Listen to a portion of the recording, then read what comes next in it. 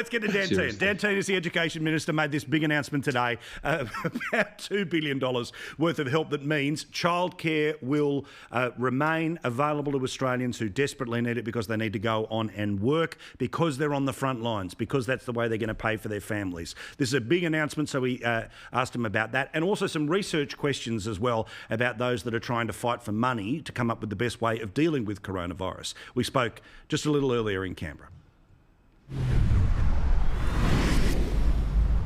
What we want to do is make sure that we've got childcare available for those who are working. We also want to make sure that we've got childcare available for vulnerable children. We want to make sure that they're getting a continuity of care through this as well. And as the Prime Minister has said repeatedly, anyone who is working is an essential worker. So what we've looked to do today is to make sure that we're underpinning the viability of the childcare sector. So for all those who are out there working at the moment, they'll be able to send their children to the centre that they normally send them to, and they'll be able to get that normal care that they're used to.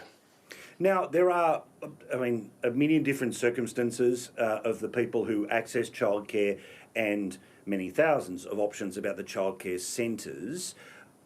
What happens now in terms of working out the detail here? How do you make sure that all the centres stay open, all of the workers turn up, and all of the places are there for the kids? So if you're a centre, you have to be open to receive these payments. So if you close, then you won't receive the payments. So that's one of the preconditions that we've put in place. We've basically remodelled in the space of a week the way that we are going to fund the childcare sector, and the new arrangement will come in place as of midnight on Sunday night, and we're hoping the first payments will flow to childcare centres before Easter. That's the arrangements we've put in place, but you have to be open to be able to receive these payments.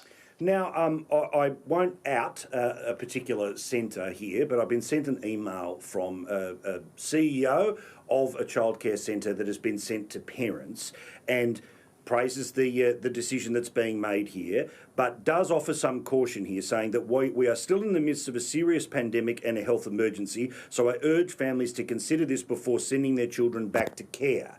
Is that the message that is supposed to be getting to parents tonight, that it's there, but think twice about going? Because I'm of the belief where the Prime Minister is, including, I think you made some statements about this today. There is no health reason why kids who qualify can't go to school or can't go to childcare. Is there some mixed messages parents are getting tonight?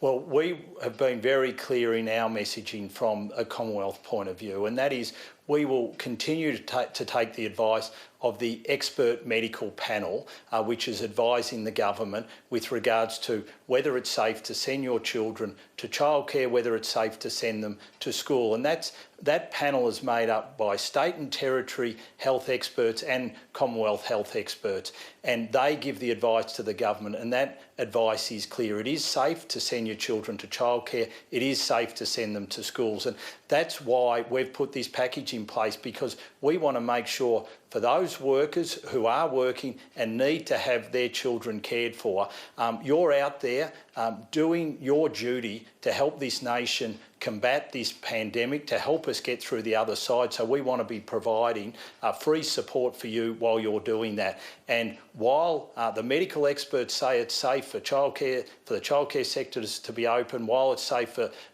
schools to be open, we're going to back them in. So in terms of parents that are watching us right now, or grandparents who will talk to this about this with their kids, is there extra paperwork that parents have to do? Is this a hands-off system where basically all of that will be done between the centre and the government? Absolutely. So if you're already have your children enrolled at a centre, there will be no extra paperwork requirements, nothing. If you want to re-enrol your child, then what we're hoping is that there will be next to no paperwork. We're hoping that process will also be paperless. If you don't currently send a child to a childcare centre, but because of extra work requirements, if you now want to send your child to a childcare centre, then you will be required to do the normal forms. But for all those existing users of the childcare sector, no additional paperwork required.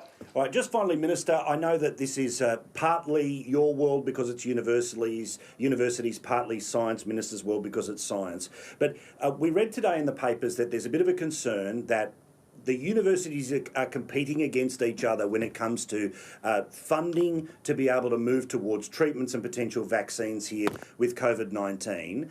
Is there a pot of money that is being put aside by the federal government for research into this? And is the pot being double-dipped upon? And do we need to have a greater coordination between the unis before they go to government to ask for money?